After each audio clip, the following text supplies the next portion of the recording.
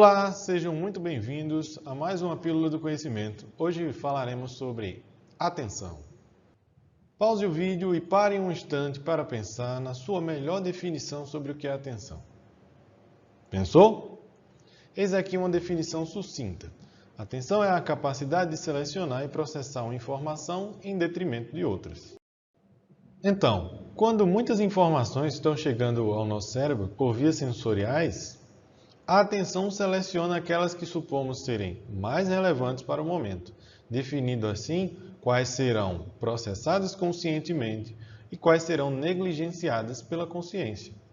Muito bem, falamos sobre o funcionamento geral da atenção, mas há alguns detalhes que ainda precisamos mencionar. Podemos dividir a atenção em alguns tipos. Quanto à fonte da informação, que seria externa ou interna, do meio ambiente ou de dentro do nosso corpo. O número de alvos, que seria a atenção seletiva, quando há um alvo só para você focar, ou atenção dividida, quando você tem mais de um alvo para prestar atenção. Além dos tipos já mencionados, podemos também classificar a atenção quanto aos modos de seleção da informação. Vou apresentar alguns desses modos em relação à atenção voltada para elementos visuais, que a gente pode chamar de atenção visual. Nossa atenção pode funcionar como um holofote, selecionando informações que apresentam uma localização específica no nosso campo visual. Essa área de abrangência da seleção não tem um tamanho biologicamente predefinido. A gente pode também ajustar a área de abrangência para mais ou para menos. Esse é o modo zoom. A gente também tem um outro modo de seleção da informação, de atenção, que seria o de múltiplos focos, ou múltiplos holofotes.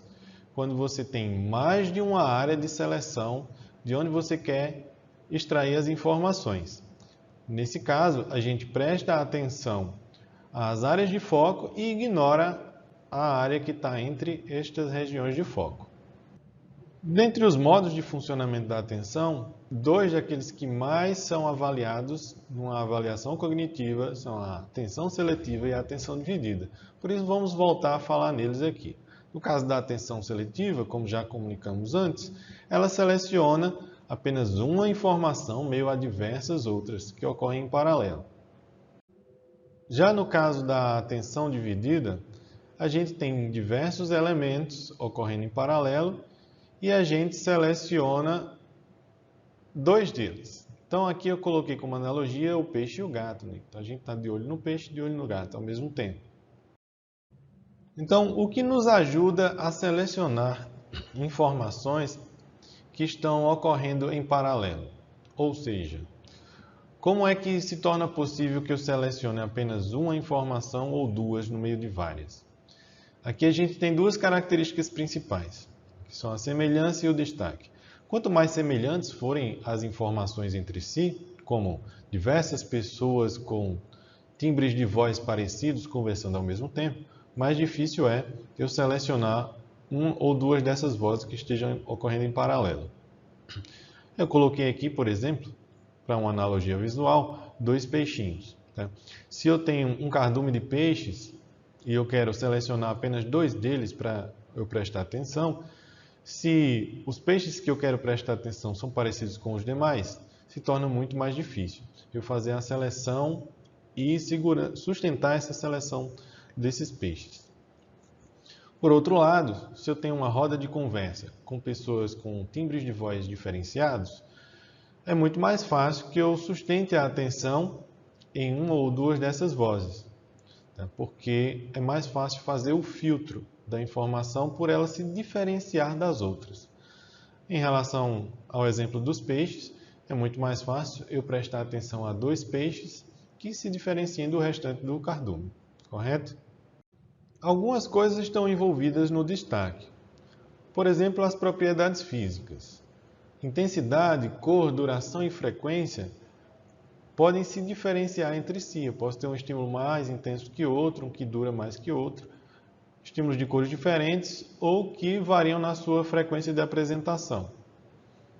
Ou até em relação ao som, a frequência sonora, que seria equivalente ao timbre. Há também outras propriedades além das físicas. A gente tem a percepção, ou seja, experiências prévias que orientam como você interpreta o objeto, a própria memória, que vai direcionar a percepção, as emoções e a motivação, que vão facilitar ou dificultar a seleção da informação. Quando as propriedades físicas são as que estão interferindo mais para definir em que é que vamos prestar atenção, ou se vamos conseguir prestar atenção ou não, a gente diz que está ocorrendo um processamento bottom-up, ou de baixo para cima, que seria dos nossos receptores sensoriais para o cérebro. Então, o que está exercendo mais influência são as características sensoriais. Além do processamento bottom-up, a gente também tem um processamento chamado de top-down, que é quando percepção, memória, emoção e motivação, ou seja, informações já lá no cérebro, alguns tipos de processamento do cérebro, estão se sobressaindo à informação que está chegando, modificando a forma como a gente seleciona elas. Esse aí é o processamento top-down. Esse tipo de processamento, o top-down, é o que explica algumas situações do cotidiano, como por que o sujeito aqui chamado de mozão não consegue notar que a sua namorada cortou o cabelo, enquanto a sua melhor amiga consegue. Por que é que isso acontece? Provavelmente o mozão não teve experiências anteriores relacionadas a cortes de cabelo. Isso fez com que esse tipo de informação não fosse tão relevante para o seu cotidiano, enquanto a amiga já extraiu várias experiências agradáveis ou já surtiu vários efeitos benéficos para ela, prestar atenção, ou melhor, detectado esse tipo de informação anteriormente. A partir de então, o seu organismo já se torna mais predisposto a selecionar esse tipo de informação, né? Então, o que está acontecendo aí é que o histórico está influenciando na forma como as pessoas selecionam a informação atualmente, né? O que é que elas conseguem extrair das informações que chegam do ambiente. É isso, foi um breve resumo das características mais relevantes em relação à atenção. Espero que vocês tenham aproveitado. Qualquer necessidade, vocês podem entrar em contato pelo e-mail que está na tela ou até no fórum que eu sempre disponibilizo lá na nossa plataforma. Até a próxima!